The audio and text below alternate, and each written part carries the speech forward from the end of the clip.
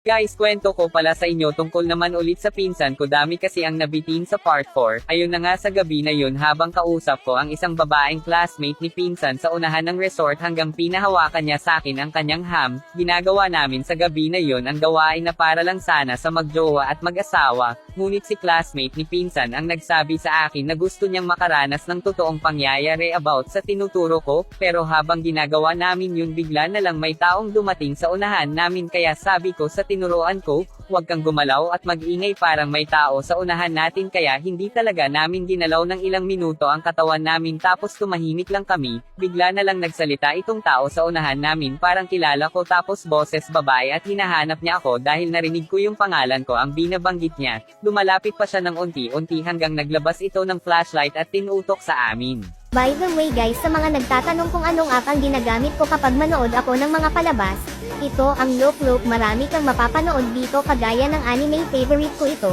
Mapapanood mo din ang mga favorite horror mo dito, pumili ka lang. Syempre hindi nagpapahuli ang mga K-drama, pwede mo nang panoorin dito.